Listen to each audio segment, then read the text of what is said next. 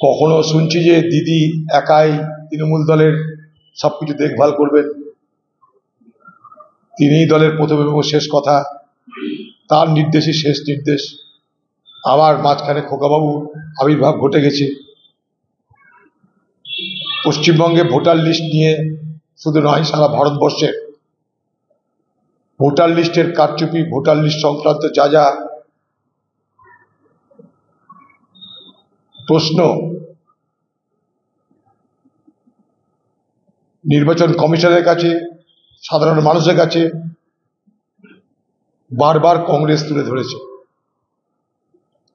যখন মহারাষ্ট্রে, হরিয়ানায় ভোট কারচুপির, ভোটার লিস্ট নিয়ে যখন প্রশ্ন তুলেছিল কংগ্রেস, মহারাষ্ট্রে হারের পিছনে লোকসভা এবং বিধানসভা নির্বাচনের মধ্যে 29 লক্ষ ভোটার কিভাবে বেড়ে গেল, ভারতবর্ষের পার্লামেন্টে, মহারাষ্ট্রে কংগ্রেস এই প্রশ্ন বারবার তুলেছে, নির্বাচন কমিশনের কাছেও বারবার দাবি করেছে। সেদিন কিন্তু এই তৃণমূলের আজকের সংশোধনকারীরা কোনো মাথা ঘামায়নি। যাই হোক, ভোটার লিস্ট সংশোধনের কাজ যখন হয় তখন প্রত্যেকটা পার্টির উচিত সেই ভোটার লিস্ট সংশোধন ঠিক মতন হচ্ছে কিনা দেখে নেওয়ার। কিন্তু ভোটার লিস্টকে সংশোধন করার নামে যেন বাংলায় নতুন করে ভোট প্রচার, ভোট পর্ব শুরু হয়ে গেল। কে কোথায় কাকে ভোট দিতে পারে তার আগাম তালিকা তৈরি করে তাদেরকে ভয় ভীতি প্রদর্শন এবং তার পাশাপাশি সাম্প্রদায়িক বার্তা প্রচার করা হচ্ছে। এখন থেকে মুসলমানদেরকে বোঝানো হচ্ছে ভোটার লিস্ট সংশোধনের নাম করে গিয়ে যে এনআরসি আসছে, দিদি থাকলে কোনো মুসলমানকে পশ্চিমবঙ্গ ছাড়তে হবে না, নাহলে সব মুসলমানকে পশ্চিমবঙ্গ ছেড়ে চলে দিতে হবে।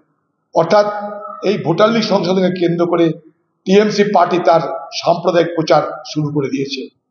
ভোটার লিস্ট সংশোধিত হোক, কিন্তু সাম্প্রদায়িক প্রচার বন্ধ হোক। মানুষকে বিভ্রান্ত করার রাজনীতি যদি ভোটার লিস্ট সংশোধন হয়, তাহলে সাধারণ মানুষের কাছে সাধারণ মানুষ যাবে কোথায়? এই ভোটার লিস্ট সংশোধনের নামে যে একটা উপরে একটা খোলস পড়ে, আসলে ভেতরে কোন ভোটার কোথায় কাকে ভোট দিতে পারে সেই ভোটারকে এখনই ধমকে দেওয়া, তাকে চমকে দেওয়া, কিংবা তার ভোট অন্য কেউ মেরে দেওয়ার জন্য ব্যবস্থা করার প্রক্রিয়া কিন্তু শুরু হবে। আমরা জানি, ভোট করতে গিয়ে দেখেছি, গত নির্বাচনে আমি দেখেছি বুথের মধ্যে যেখানে আমাদের এজেন্ট আছে তাদের পরিবারকে ধমকে সে এজেন্টকে সেখান থেকে সরিয়ে দিয়ে ছাপ্পা মারা হয়েছে। ভোটের ছাপ্পা তৃণমূলের এখানে প্রচুর রকমের এক্সপার্টিস আছে। তারা পঞ্চায়েত ভোট করতে দেয় না, মিউনিসিপ্যালিটি ভোট করতে দেয় না, ভোট লুট, ভোট ছাপ্পা, ভোট কারচুপি, এটা তৃণমূল পার্টির ঘরানার মধ্যে পড়ে। তাই শুধুমাত্র বিজেপির বিরোধিতার নামে তৃণমূল পার্টি এ বাংলায় ভোট সন্ত্রাস শুরু করে দিয়েছে। যেখানে যে সরকার, যেখানে বিজেপির সরকার, সেখানে ভোটার লিস্ট কারচুপির ক্ষমতা বিজেপি। যেখানে তৃণমূলের সরকার, সেখানে ভোটার লিস্ট কারচুপির ক্ষমতা তৃণমূলের। পশ্চিমবঙ্গে প্রত্যেকটা ভোটার তাদের সরকারিভাবে তাদের নাম তালিকাভুক্ত করার দায়িত্ব রাজ্যের নির্বাচন কমিশনের, রাজ্যের সরকারি কর্মচারীদের, যাদেরকে বিএলও করে পাঠানো হয়। তাহলে ভোট যদি কারচুপি হয় এই বাংলায়, প্রথম সেখানটাই ভোট কারচুপির নেতৃত্ব থাকবে তৃণমূলের হাতে। যেখানে বিজেপির সরকার মহারাষ্ট্রে ছিল, হরিয়ানায় ছিল, সেখানে আমরা বিজেপির সরকারের বিরুদ্ধে প্রতিবাদ করে বলেছিলাম ভোট কারচুপি হয়েছে। সেই প্রতিবাদ আমরা নির্বাচন কমিশনের কাছে নিয়ে গেছিলাম। বাংলায় ভোট কারচুপি যদি হয়, সব থেকে অগ্রণী ভূমিকা সেখানটা নেবে তৃণমূল পার্টি। আমরা খুব ভালো করে জানি, তার প্রক্রিয়া শুরু হয়ে গেছে। সেখানটায় এজেন্সি নিয়োগ করা হচ্ছে। এই এজেন্সিগুলো এই বাংলায় সাম্প্রদায়িক বিভাজনের রাজনীতিতে চোস্ত।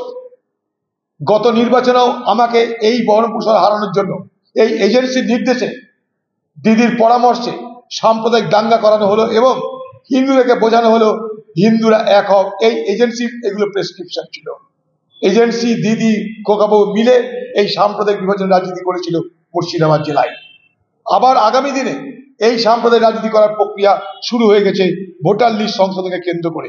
এই যে বাড়ি বাড়ি যাচ্ছে, বাড়ি বাড়ি যাওয়ার মধ্য দিয়ে মুসলমানদেরকে বিভ্রান্ত করো, হিন্দুদেরকে চমকাও, সব মিলিয়ে তৃণমূল আর বিজেপি তাদের মধ্যে ভোট বিভাজনের রাজনীতি শুরু করে দিয়েছে। আমাদের ভিডিও ভালো লাগলে লাইক এবং শেয়ার করুন। কমেন্ট সেকশনে গিয়ে জানান আপনাদের মতামত।